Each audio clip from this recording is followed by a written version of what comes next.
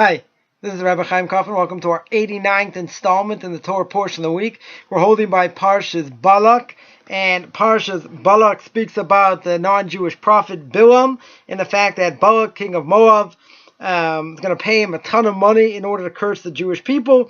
And the whole story about the prophet, this non-Jewish prophet Bilaam, and how great he was as a non-Jewish prophet, and all that, even though he was evil and he wanted to do terrible things to the Jewish people. Nonetheless, we spoke last year, and go back to that video about the fact that he had prophecy, and prophecy did not make him into a nice person, didn't make him moral, didn't make him a tzaddik, right? Did not make him righteous. But there's another aspect over here that I want to speak about, and that is if you go to chapter 22, verse 5, that the Torah says he sent messengers to Bilaam, that's Balak, son of Beor, to Petor, which is by the river of the land of the members of his people, to summon him, saying, Behold, a people has come out of Egypt, behold, it's covered the surface of the earth, and it sits opposite me. So now please come and curse this people for me, for it's too powerful for me. Perhaps I'll be able to strike it, drive it away from the land, for I know that whoever you bless is blessed, and whoever you curse is accursed.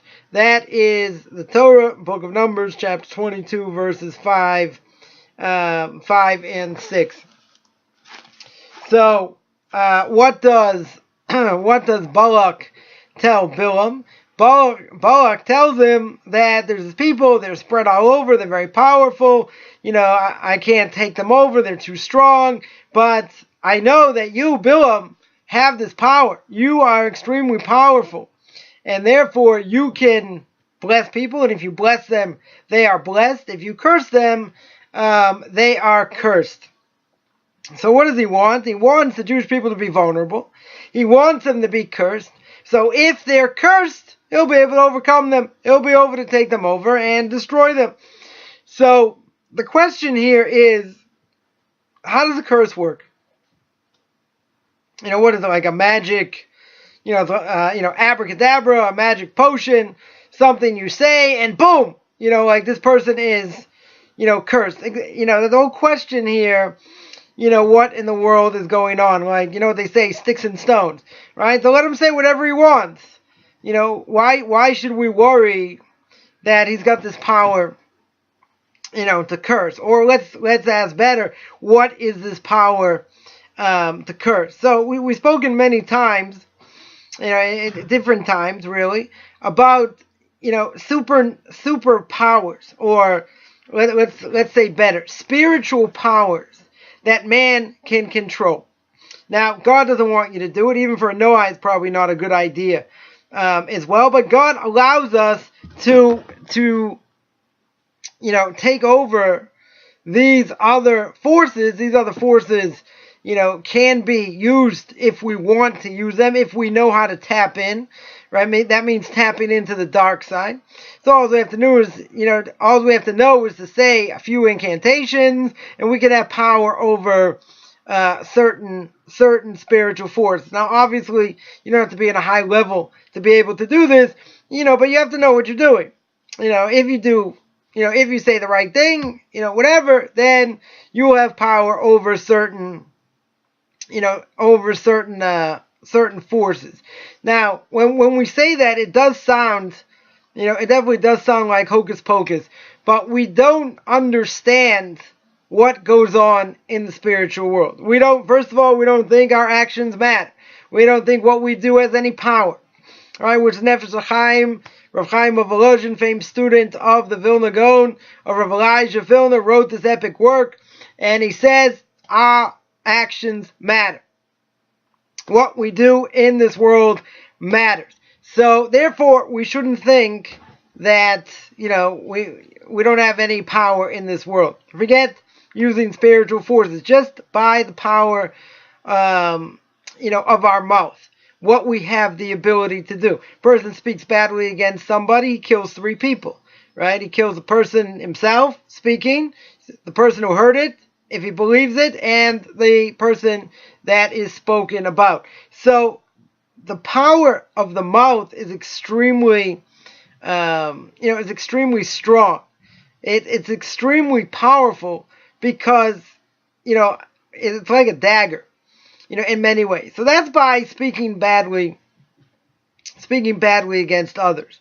I would say all the more so, if someone's going to curse, if someone's going to curse someone else, that should have, an unbelievable amount of power. The question is, how exactly does that work? Talmud tells us that a person has to be careful even when somebody, let's say they're not so learned in Torah, even if they say something, right, you can't take their words lightly, because their words can have tremendous effect, if they're good or if they're bad.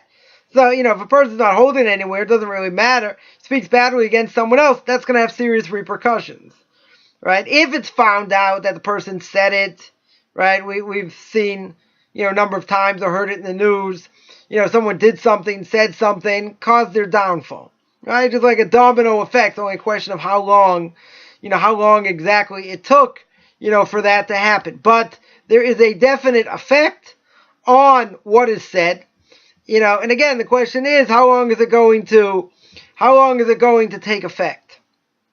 There are things that a person can say and do that, takes effect over, a much longer period of time. It's not direct, right? When a person says something, it doesn't necessarily mean the person he says it to or how he says it or whatever the case is, it's going to go back to the original person, and that's going to cause, havoc.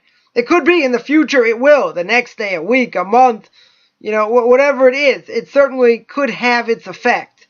But, we don't see by what we say, unless it's absolutely direct, that it really matters, that it really affects ourselves, it affects others. We do understand if someone does something, and they get caught for it, and they, and it's, somebody spoke, let's say someone said something, gave over something to someone else, that sort of trickled down, and eventually, it led to a whole thing. Now again, that could transpire, in a certain amount of time later before it, it comes to fruition.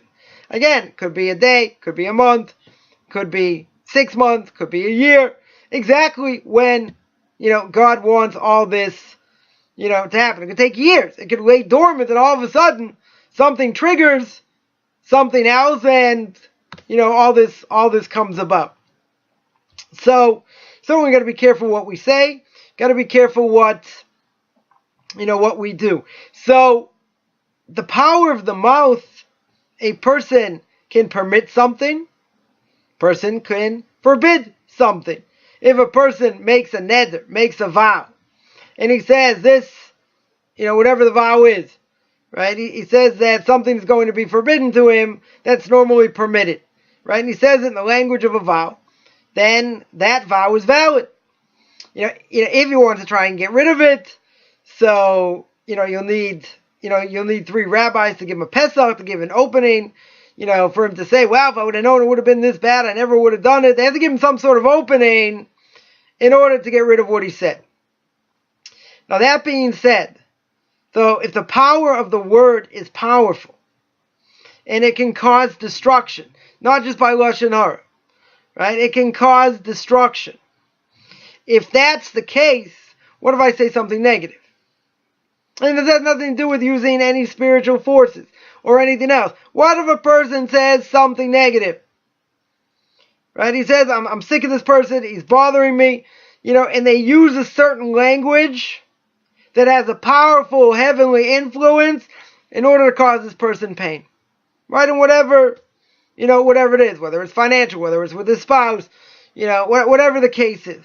So whenever somebody says something, again, we're not talking high spiritual levels, a person has to be careful. Because even if it's said in jest, it may come back to bite you later. So here, Balak understands, and the world understands who Bilaam is. Bilaam, the Ramban says, was a tremendous prophet. In some ways even greater than Moshe, different different things.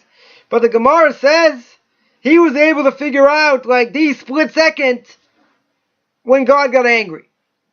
Or when God will get angry and then he throws something there in order to bring about his ire, his anger, against the Jewish people.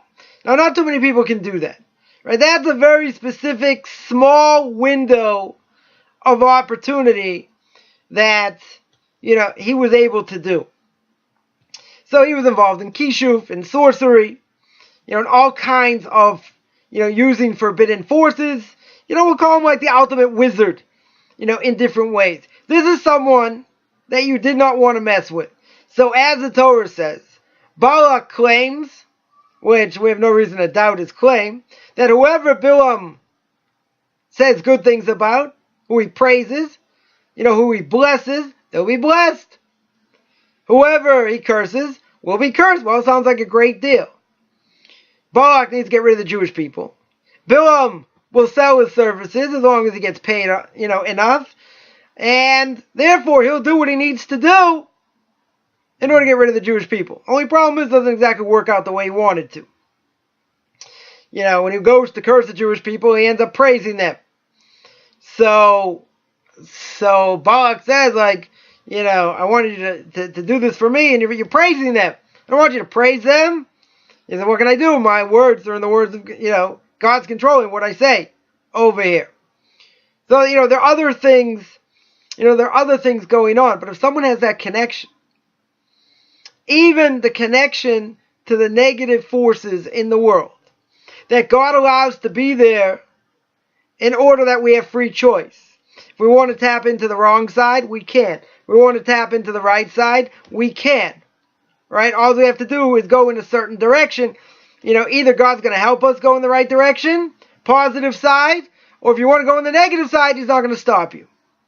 Right? He's absolutely not going to stop you. So, therefore, he allows you to use these forces. Now, you might ask, why does God want it there? Alright, so ultimately I can't answer that. But simply we could say because he wants to give people free will. He wants to give man the opportunity to choose good or bad. A lot of people choose bad. Okay, that's their choice. God's not putting a gun to anyone's head. He's not forcing you to do it. If you choose to do it, okay, that's your choice. But everyone's got a choice. No one has to go down that path. So if a person builds themselves up and they know what they're doing and using these forces, they can have real power. Now, at the same time, you're playing with fire. It's kind of like, I guess the only way I could explain it, it's kind of like playing Russian roulette. Okay, here's a shotgun, and there's one bullet inside. Right? Stick it to your head and see. Click. Nope, bullet doesn't go off. Do it again. Bullet doesn't go off. Third time, bullet goes off, you die. All right, that's Russian roulette. Now, in this case, what are we looking at? We're looking at someone very much steeped, not only in immorality, not only in evilness, but in sorcery, in using spiritual forces, and trying to become as impure as possible in order to, make himself into a greater impure person, I guess, so to speak. So God allows that. Doesn't want it, but he allows it. But keep in mind, when you play with spiritual forces are forbidden. You're playing basically with fire.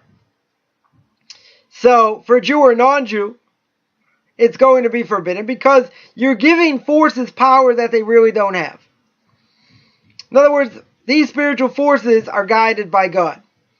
They cannot go beyond what they want to do. They are limited in what they can do. Can we, as mankind, use certain incantations and have power over them? Yes. Is it a good thing? No, it's not a good thing. Why not? Because you're playing with creation. Even though at the same time, God allows you to take a donkey and a horse, put them together and make a mule. He allows that to happen, so there is a reality The reality is that mule, the only problem is it's sterile. But he allows you to create a new creation. If he wouldn't have allowed it, it wouldn't have happened. So obviously God understood these things could happen. You take a peach and a plum, you graft them together, you get a nectarine. Forbidden to do, but you're allowed to derive benefit from it. It's forbidden for a Jew and most likely for a non-Jew also. Main reason, you're playing with creation. Playing with creation is going to come at a price. Right? In these cases, okay, so I made a new species. Is that really the end of the world? And the answer is, when you play with creation, and this is not what God had intended, then he may allow you to do it, but there are going to be serious repercussions also. If you play with spiritual forces, so now you're playing in a different domain, right? This isn't the Matrix, but you're playing in a totally different domain. Because, spiritual forces, can also get upset. Person brings down a spiritual force, a soul, let's say, with the Ouija board, right? Ouija boards certainly can be real. That soul has a tremendous amount of pain being brought down and being bringing out and, answering questions or whatever. That soul could not be so happy. That soul may want to act out, cause pain to the ones that are causing it pain. I've heard a number of stories, of people who, brought up souls, etc. And there was a price to pay. There was definitely a price to pay, and it was real. So, this is not something out of the realm of reality. This is something anybody, as long as they know what they're doing, can tap into. So with that said, with that way of introduction, now we can understand a little bit of what Balak wants from Bilaam. Balak wants the Jewish people cursed. So we said at the beginning, who cares what Bilaam's power is? Sticks and stones. Well, that's not necessarily true. Because words with incantations, with sorcery, can produce fire. Can produce terrible situations. It's not what God wants by any stretch, but it's there if people want to use it. Or, if people want to tap in to the wrong side. So comes along Balak. Balak says, Bilaam, I know you got this great power. I know you're the ultimate wizard. You're the ultimate sorcerer. I know whoever you bless is blessed. I know whoever you curse is cursed. Do it, let's make a deal. I'll give you wealth. You bring me the Jewish people to their knees. You curse them. So, we see that using these forces is going to possibly create havoc. So it is a real thing. I'll give an example. Right? A modern day example, not so modern, but if you look at there are two examples. Right? All right, let's go way back. Right? I'll give one way back example, one more modern example of how a curse can work. Where's the first curse in the Torah? First curse in the Torah is by Noah. Right? What happens? Noah gets drunk, plants a vineyard, gets drunk, and his sons uncover his nakedness. Whole question exactly what happened there. Two of his sons cover him up. They don't see his nakedness. Third son, Ham, sees his nakedness. Now, the whole question what Ham did that Noah gets so upset. Either he saw his nakedness, that was one thing, or it's brought down that actually had him castrated so he could inherit, once Noah dies, he'll inherit more. Right? Their whole question exactly what happened. In either case, it wasn't good. Right? Noah was embarrassed in either case. So what does Noah do? He says that Ham is going to be subservient to his other brothers. And he's going to be cursed. Now Ham, if you go through the genealogy, Ham is basically the blacks. Now, if you look at history, most nations in history have had their day where they've had power. Portugal, time of, colonization of the world, Portugal had their day. England, they had their day. Right? Italy had their day. Germany, France, all these places. They've all, had power at some point. Right? Some point along the line in history. The blacks, you look at Africa, Africa has never done anything positive to the world. Nothing. I mean, they might have brought diseases that we thought were extinct back. Okay, I don't think that's necessarily positive. But if you look at Africa in general, throughout the last 100 years, it's been bloodshed, one thing after another. Right? Bloodshed, famine, been total chaos. Now, if you look at the rest of the world,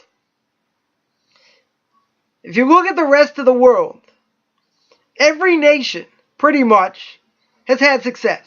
Even if they're not within their own country, even if they're in a melting pot, let's say in America. You got Koreans, you got Japanese, you got other people, all kinds of different people that live there. And, if they work hard, all things being equal, they should have success. The blacks have had limited success. Not saying that they've had no success. They've had people that can break out of their own stereotype and be successful. Right? Be successful in business, other things. But I'm just pointing out the continent in Africa has been a disaster. It's been a killing disaster. A million Hutus and Hutus and Tutsis killed each other in the early 90s. Nobody batted an eyelash. I mean, there weren't any raw materials there. They had no interest to get involved. There have been famines, all kinds of things that have gone on there. So I'll go on a limb here and say, if you look at history, if I wouldn't have known such a thing as the curse that Noah gave Ham, gave his son, I never thought a thing should happen. Why? Because even though you tell me there was colonization, you had the French, you had the English, they were enslaved, and then they left everything to them, to manage on their own. All right, how long does it take? It's going to take another 200 years, 300 years. How long is it going to take, for the continent to be like a world power? Compared to, let's say, the U.S. or Russia or any other world power today. It's going to take them forever. It's not just about the sociological. It's not about how they were treated. I mean, those are definitely causes. I agree. But at some point, they should have been able to pull themselves up from their bootstraps and make something of themselves. Why should every country be caught in all kinds of strife and war and famine? Why should that be? It doesn't make any logical sense. Because after all, they should be able to pull themselves out at some point. 20 years, 40 years, 60 years. I mean, this century's been a disaster. If I didn't have the curse, it has nothing to do with skin color. That has nothing to do with, the blacks are this and the blacks are that. I'm not claiming any of that. What the claim is why has not the continent done anything for the world?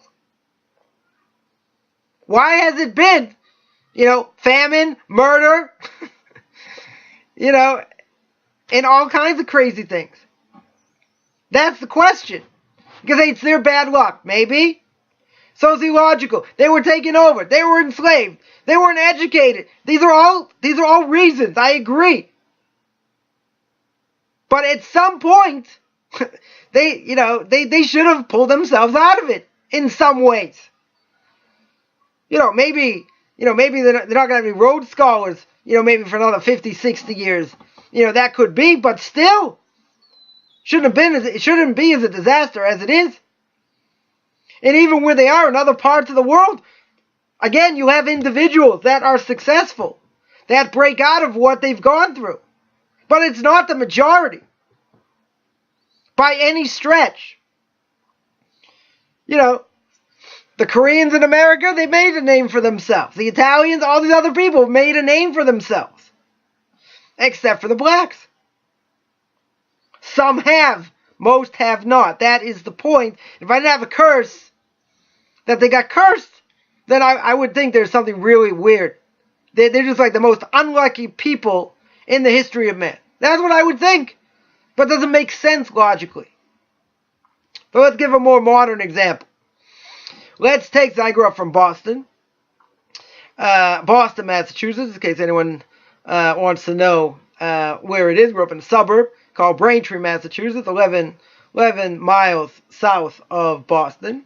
Right, Boston's 4 hours away from New York, so just give you a little bit of geography. In any case, Boston is known, one of the things known for the famous Kennedy family. Right, JFK, right, former president, was killed. If you look at the Kennedy family, in general, I don't think there's been a family in the history of man that has had all kinds of problems that they have had. Right? 2 brothers, JFK and his brother Robert, both killed, assassinated. JFK is president. So you had a daughter that was, a sister was all messed up, had a lobotomy, whatever the case was. You had an uncle. Ted Kennedy was, whole thing with Chappaquiddick, was drunk, killed somebody. He had the nephew killed, had vertigo, was in a plane, crashed. I mean, one thing after another. That family's been a disaster. Now, if you want a drop of history, the grandfather, started everything, Joe Kennedy. Joe Kennedy, you can Google him if you want, was a rabid anti-Semite. Right? Tremendous anti-Semite. Had a lot of power during the war. And because of him, many Jews died. He had a lot of influence. And a lot of Jews died, because of what he said. Now, that being the case, there's a legend. Right? I don't know if it's true. That one of the great rabbis of the last generation in America, it is said to have given him a pulsa denura. A pulsa denura is basically giving a curse. Right? Not clear, who did it or if it was actually done. It's a legend. Now, if you look at this family, and you compare them to other wealthy, powerful, political families throughout history, right? Not just, in the last 70 years. If you look at these families throughout history, from the beginning of time, I don't think you have as many people die in different ways than in this family. It's like a who's who, of people who died. Very, very strange. Now, you could tell me it's a bad coincidence. Okay? What are the odds? I'm a big odds maker here. Right? I'm big into statistics, as some people may know. But what are the chances of 2 brothers being assassinated? Doesn't matter by who, whatever the circumstances are. We're not talking about, let's say, being rubbed out by the mafia. I mean, some people say that's a conspiracy theory with, JFK, or with Cuba, not necessarily the mafia, Cuba, whatever. Right? We're not even going to get into that. But what are the odds? 2 brothers are assassinated. I don't think very good. 1 in a million? 1 in a billion? I think it's pretty high. It's like almost non-existent. They could die. Maybe got killed in a boating accident. Could have got killed other ways. But to have them both assassinated? I mean, okay, you'll tell me the public figures. Things can happen. They make enemies. Okay. What are the odds? What are the odds? I don't think the odds are that great.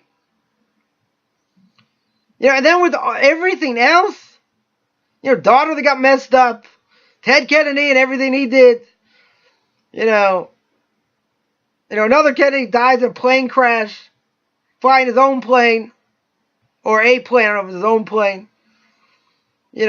Has vertical, goes crashing down. I mean, these are not normal things that happen.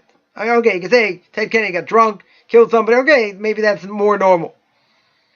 What are the chances of someone being in a plane, knowing how to fly a plane, gets vertigo and goes down? Now, probably not so great.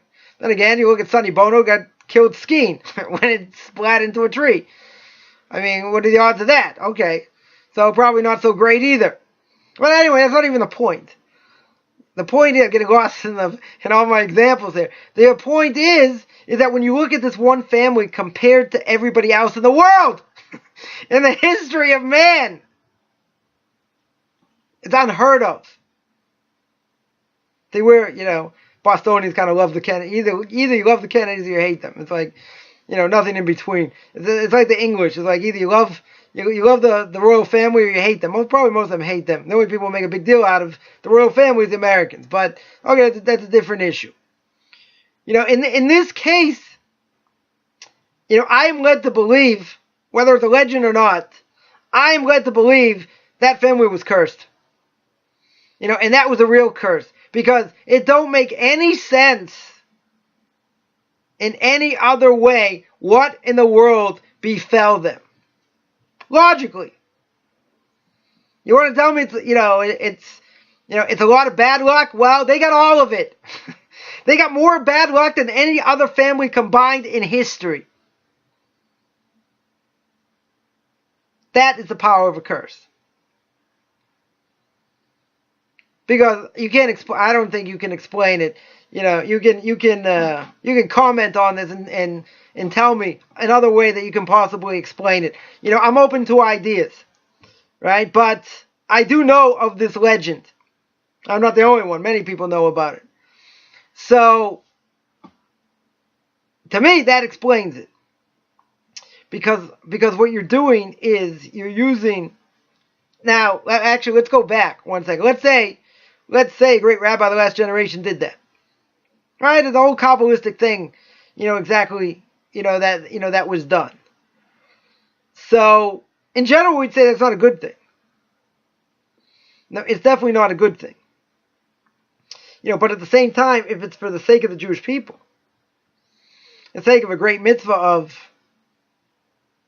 taking down this family for what they did, or for what the grandfather did, there is a higher gain.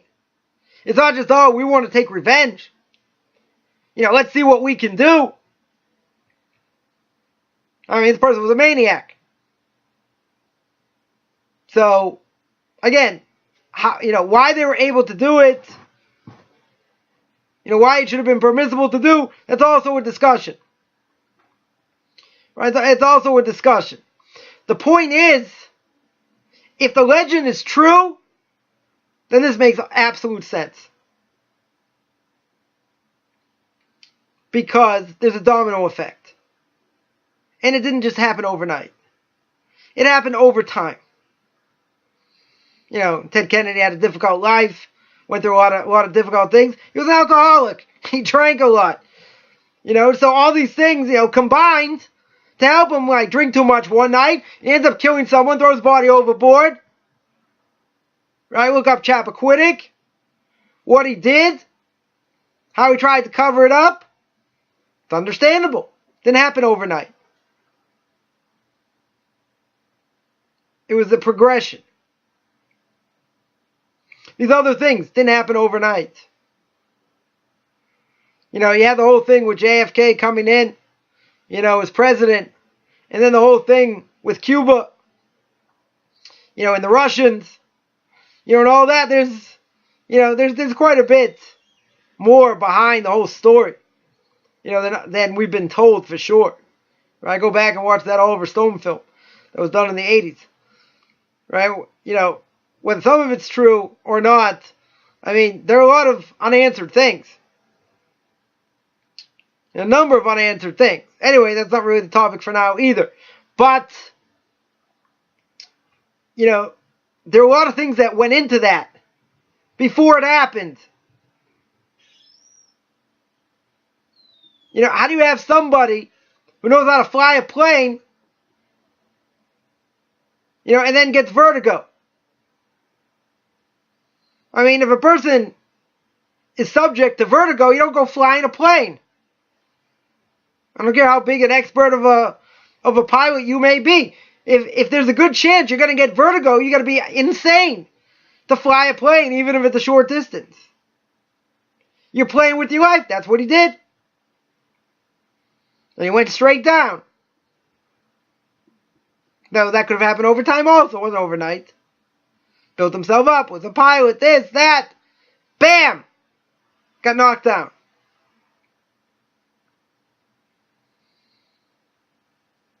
So if I don't have this idea of a curse, that happened to this family, then they are the most unlucky people in the history of man. That's the only other way you can explain it. Right? We're trying to look at logic. That's what we're trying to hit. How do we explain it? So now back to, those are two examples. That was an early example in the history of man, right, by Noach and Ham, and the black people, and modern history with the Kennedy family in general. So let's backtrack. Now we go back to Bilaam. So Bilaam had a power. He had a power to make catastrophe happen. The word of his mouth, that came from his mouth, could affect a lot of things. That's why Balak is willing to pay him a king's ransom. Because, what does he say? He says quite clear, "Behold, the peoples come out of Egypt, cover the surface of the earth, sit opposite me. Curse them, because they're too powerful for me." Basically, get rid of them. Make sure they have a lot of bad things happen to them so I can overcome them. Because according to nature, I'm not going to be able to do it. So, Bilaam has that power. If God lets him have that power. Somebody say, "Oh, words are words." Not true. Words, even if they're said by someone who's not, not so religious, not so righteous, can have a powerful effect in this world. It can be a catastrophe, but it can have a tremendously negative effect. So Balak comes along and says, "This is what I want. This is what I want for the Jewish people. I want them to be knocked out." Now God can either say yay or nay. He can either allow him to do it, or he can stop him. So spiritual forces can only have power, even if you use incantations, God can intervene. If he chooses to. If he doesn't choose to, he can let it go. Just like, the Atlantic Ocean says, I want to make an earthquake, and I want to make a tsunami, and therefore half of Southeast Asia is going to get wiped off the face of the map. We'll put Atlas back on the map, no pun intended. God can say yay or nay, and didn't stop it. But the Atlantic Ocean says, I want to do this, that, and the other thing. God can say, nope, it's not going to happen. It can huff, it can puff, it can't do it. He wants someone to use these incantations, and cause havoc. He can do that. He doesn't have to stop them. Or, if they're going to speak, he can put words in their mouth. Bilaam thinks he's going to curse the Jewish people. God puts words in his mouth. Right? It's coming out of his mouth, but he feels like he's not the one saying it. It's like being coerced out of him. God can do that. If he chooses to. Now, when does he decide to do that?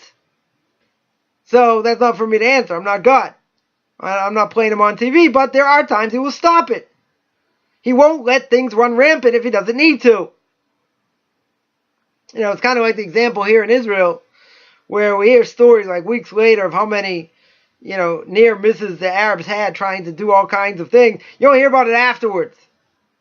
You never hear it while it's going on, usually. Usually you hear about it afterwards.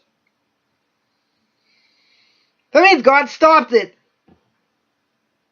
He didn't allow it to happen. If he wanted it to happen, it would. He's got the power to change what people do, either by thoughts or other ways. He gets them caught. Someone gets overexcited. They go to a checkpoint, and they get caught. With a knife, with this, with that. Or they charge someone before it's supposed to happen. Or there are all kinds of things that happen. So the army will say, we're doing it. We're the ones in charge. Blah, blah, blah. But it's God behind the scenes. And if he doesn't want to stop it, then God forbid, there could be catastrophes. But we mentioned, here we're privy to information later. Of course, other press agencies don't get it. Right? It's not revealed to the world somehow. But there are a lot of times, I've seen with my own eyes, all these different things that they stopped. It just doesn't make headlines, because that's not good headlines. Why was it stopped? It wasn't because of their own might. It was stopped because God didn't want it to happen. If God wants it to happen, anything can happen. Look at, the last war with Gaza. All these Scud missiles. Thousands. And very few people killed direct at all. These extremely accurate missiles. So, if God wants terrible things to happen, they will. If not, they can shoot 1,000,000 missiles, not going to matter. God's going to deflect them. But make no mistake, God's there. The only question is, does he let it go in or not? Does he let someone say it or doesn't he? In the case of Bilaam, didn't allow him to curse him. God understood the power of a curse. He understood Bilaam's power. So he got the Jewish people to sin anyway, not through a curse, through temptation, through idolatry. And 24,000 people die. So you see that power can come from the mouth through a curse. And a curse doesn't just mean calling someone the F word. Right? F-bomb, F-bomb. No. Ha ha. Not going to get me to do that. Right? We're not talking about that type of curse. Right? What type of curse are we talking about? Well, I'm not going to put that out there. But it's a real thing. Now, and we have to take into account what other people say. Because, as the Talmud says, even a blessing from someone who's not righteous can have effect. Can have a positive effect. And someone holding nowhere, if they knew what they're doing with the curse, can also have an effect. So, you got to be careful who your friends are, or at least who your enemies are. Yeah, it's a scary proposition. But you see, sorcery, hocus pocus, all this stuff, if it's used properly, quote unquote, it can have a tremendous effect. Tremendously bad effect. Balak understood that. Certainly Bilaam understood that. And even though he had prophecy, and God came to him, he still wanted to use sorcery for bad. Because, as I mentioned in that video we did last year, you can look it up on my YouTube channel at Rabbi Chaim Kaufman. You can see that being a prophet doesn't make you righteous. It should, I would think. God's revealing himself to him, to this prophet, giving him messages. I would think that's a pretty impressive thing. I would think a person should learn humility, all kinds of things from it. It could also make you corrupt, keep you corrupt, and not help you reach your good potential. Because your good potential in that case is destroyed. By being conceited, by desire, by jealousy. So you would think, why would God even communicate with such a person. So God has his reasons. But it boggles the mind. That's just how far free will goes. Because at the end of the day, a person can say, okay, God came to me. He doesn't come to many people in history. He's come to me. I'm pretty special in different ways. But he hasn't learned. It makes him want power. It just feeds the frenzy to want to go against his people, even though God revealed himself. So in a certain way, it's very hard to understand. Because you would think that somebody coming at that level who was able to figure out when God was going to be angry, that split second, you would think he'd want to do good things. Maybe. You would think he'd want to go in God's path. Maybe. But it's not the case.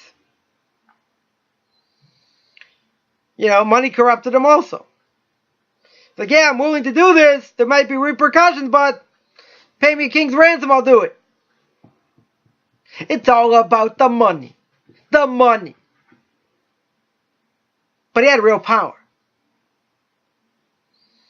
A curse is a real thing. It can cause absolute chaos. And catastrophe. It's not something we're interested in. It's not something we should even look into. We may think people have done things wrong to us, whatever. Yeah, God should take care of them. That's what we pray for. Let God take care of our enemies.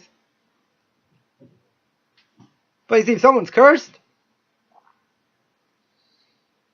very hard to get out of it. You see the curse of Noah to his son. That seems to be forever. You look at the Kennedy family, it's going to keep going. Doesn't look like it's going to stop. I'm sure there are others also. So it's a real thing. It's not just hocus pocus, and definitely Balak understood the power of the word that Bilaam could possibly use to get at the Jewish people. So I want to remind people, I've done a course. It's called Discover Your Biblical Path. It helps anyone coming out of idolatry, anyone that either wants to make a choice of either conversion or to be a Noahide. I have 6 modules and speak about what it means to be a Jew, what it means to be a Noahide, how to find a rabbi, how to find a community, and what the different problems are in each case. And also there are 7 interviews of people who converted or in the process of conversion, and also Noahides as well. So that you can find on my Facebook fan page, Beyond Orthodox Conversion to Judaism, or Beyond Noahides. I give classes for converts, classes for Noahides. Every Tuesday night I have a class, Intro to Kabbalah, which anyone can come to. And we're speaking now about the Shema. We're going to be speaking about prayer in general as well. That's every Tuesday night. Wednesday night, we 8 o'clock Central Time, I guess 9 o'clock New York time, is Tanakh Talk, where I make a live video on controversial issues. And this week should be another doozy from last week, since last week we spoke about why do we need the rabbis, what the purpose of the rabbis. We listen to the rabbis or the Bible. That's going to be part 2. That's Wednesday night. And twice a week, I have a question and answer session. Tuesdays, 10 in the morning, New York time. Thursdays, 2 o'clock in the afternoon, New York time. Anyone wants to contact me, you can send me an email at rabbichaimkoffman@gmail.com, RABBICHAIMCOFFMAN @gmail.com. Wishing everyone a great Shabbat.